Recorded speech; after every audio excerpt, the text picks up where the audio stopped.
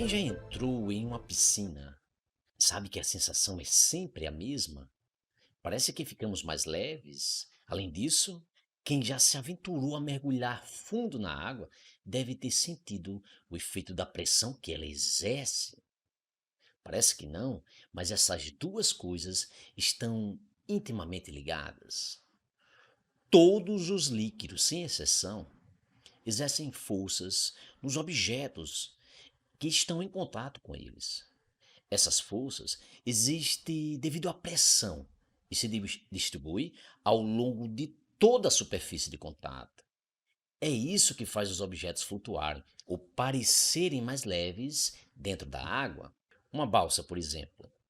Uma balsa flutua porque, devido à pressão, a água lhe aplica forças para cima, distribuída ao longo de toda a superfície inferior.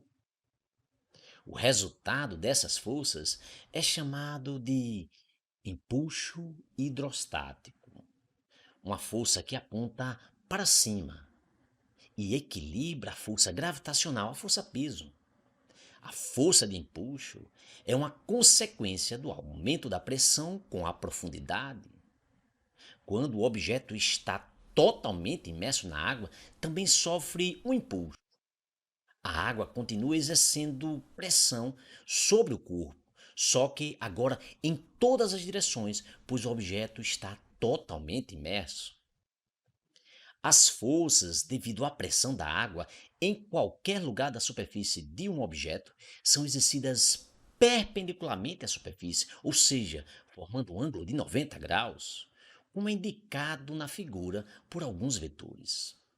As componentes horizontais das forças que atuam na mesma profundidade sobre as paredes acabam anulando-se, melhor dizendo, equilibrando-se, de modo que não existe força de empuxo horizontal, não existe. As componentes verticais, as componentes verticais dessas forças, entretanto, não se cancelam. A pressão na parte inferior do objeto é maior do que na parte superior, porque aquela parte do objeto lá embaixo está a maior profundidade. Assim, as forças dirigidas para cima, atuantes no fundo do objeto, são maiores do que as forças que atuam para baixo, no topo dele, o que produz uma força resultante dirigida para cima, a força de empuxo. Um submarino, por exemplo, sofre mais pressão na parte de baixo do casco do que na parte de cima, pois sua parte inferior está mais fundo na água. Mas se todos os objetos na água sofrem impulso, por que alguns flutuam e outros não? Se o objeto flutua na água, é porque o empuxo consegue vencer a força-peso, ou digamos, o empuxo equilibra seu peso. E se o objeto afunda, é porque o peso é maior do que o impulso. Mas nem sempre os objetos pesados tendem a afundar mais do que os leves. Um navio, por exemplo, um navio flutua enquanto um prego afunda. A flutuação depende do formato do objeto e do material de que ele é feito. Objetos feitos apenas de isopor flutuam na água, enquanto objetos de ferro podem afundar, o caso do prego, ou flutuar, o caso do navio, dependendo do seu formato. Mas o que significa ser mais leve ou mais pesado do que a água? Uma grande quantidade de isopor certamente irá pesar muito mais do que uma gotinha de água. Na comparação, devemos usar volumes iguais de água e de isopor. Essa é a ideia de massa específica ou densidade. Qual é a massa de um certo volume do material? 1 litro de água tem 1000 gramas de água e 1 litro de isopor apenas 10 gramas de isopor. A densidade é importante para saber se um objeto flutua em um determinado líquido. O formato também influi na flutuação de um objeto, porque está ligado à quantidade de água que ele desloca.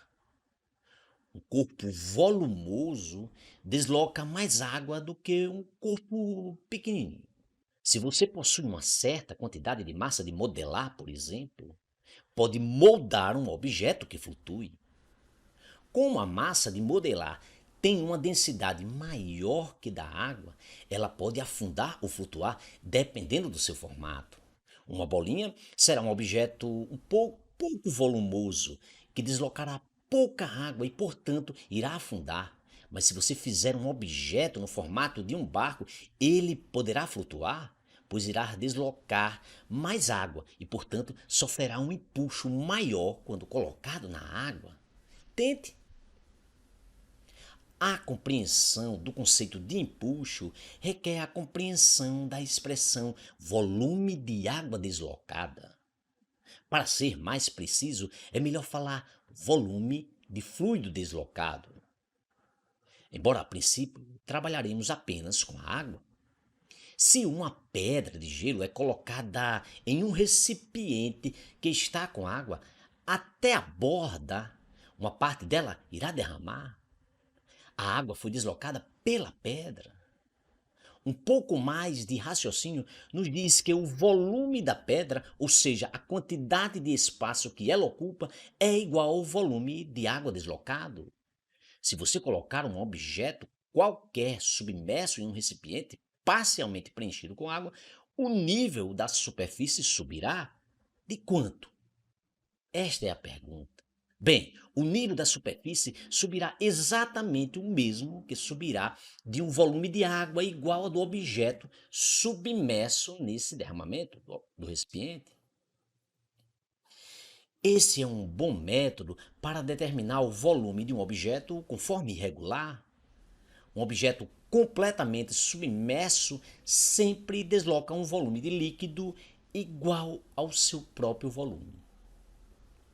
Essa relação entre o empuxo e o líquido deslocado foi descoberta no século 3 a.C. pelo grego Arquimedes. Ele o enunciou assim: um corpo imerso em um fluido sofre a ação de uma força de empuxo dirigida para cima e igual ao peso do fluido deslocado. Veja como é simples encontrar o valor numérico, a intensidade, o módulo do empuxo. Basta calcular o peso do fluido deslocado que o corpo o deslocou. Essa relação é chamada de princípio de Arquimedes. Ele é válido para líquidos e gases, que são ambos fluidos. Se o corpo imerso desloca 1 quilograma de fluido, a força de empuxo que atua sobre ele é igual ao peso de 1 quilograma desse fluido. Por imerso, queremos nos referir a completamente ou parcialmente submerso. Se imergirmos na água a metade de um recipiente fechado de 1 litro, ele deslocará meio litro de água e sofrerá a ação de uma força de empuxo igual ao peso de meio litro de água. Não importa o que está dentro do recipiente. Agora, se o imergirmos completamente, submergirmos, ele sofrerá a ação de uma força de empuxo igual ao peso de 1 litro de água, a massa de 1 quilograma. A menos que o recipiente seja comprimido, esmagado, a força de empuxo será igual ao peso de 1 quilograma de água a uma profundidade qualquer, desde que ele esteja completamente submerso. A razão para isso é que, a qualquer profundidade, o recipiente não pode deslocar um volume de água maior do que seu próprio volume. E o peso dessa água deslocada é igual à força de empuxo. Cuidado! Não é o peso do objeto submerso que é igual ao empuxo. É o peso dessa água deslocada que é igual à força de empuxo. Alguns alunos já me perguntaram: professor, a forma do corpo influencia? Se o corpo não for esférico ou cúbico, ou seja, se ele não tiver uma forma dessas ditas formas regulares? O princípio de Arquimedes ainda continua válido? Ele também funciona para corpos de formas irregulares? Sim, é válido. Não importa qual seja a forma do objeto submerso, a força de empuxo é igual ao peso do fluido deslocado. Por hoje é só. Até a próxima.